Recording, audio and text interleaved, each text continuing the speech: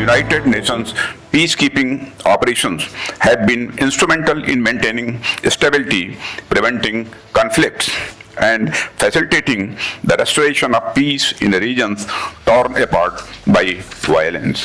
A conflict at a particular place or region creates ripple effects which adversely impact the whole world. We are all aware of the plethora of negative externalities that emanated out of the recent conflict between Russia and Ukraine. It led to the food crisis in various African and Asian countries and also fueled an energy crisis in the world. India has been one of the largest contributors to UN peacekeeping operations. Since its first commitment in Korea in 1950, Indian troops have supervised complex, unmanageable peace operations, earning universal admiration for their professional excellence. Friends, while we commemorate the past, we must also look towards the future. The challenges being faced by the peacekeepers continue to evolve, demanding innovative approaches and enhanced cooperation among the responsible nations. We must invest in training, technology, and resources to ensure the safety and effectiveness of our peacekeepers. We must advocate for the meaningful participation of women in the peacekeeping operations, recognizing their unique contributions in the context of difficulty expressed by women in conflict-affected areas. One important reform that stirs us in our fourth phases is to make the UN decision-making bodies, including the United Nations Security Council, more reflective of demographic realities of the world.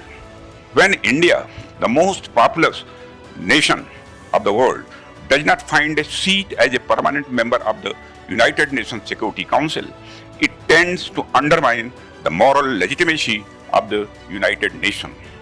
Therefore, the time has come for making the UN bodies more democratic and representative of the current realities of our age.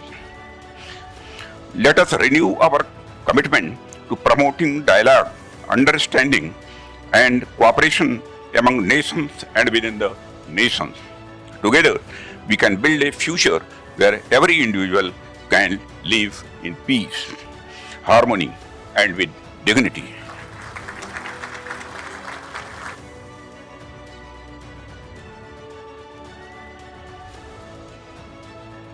India remains one of the largest contributors. Over almost 6,000 troops are now serving in 12 different operations across the world.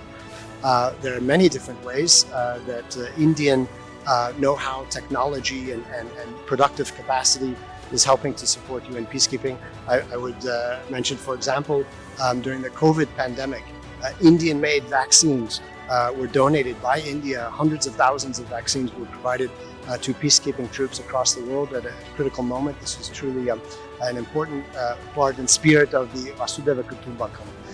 Also, India has provided. I had the honor and the pleasure to participate just a couple of months ago in a ceremony to receive, on behalf of the UN, over 150 heavy and armored vehicles for UN peacekeeping.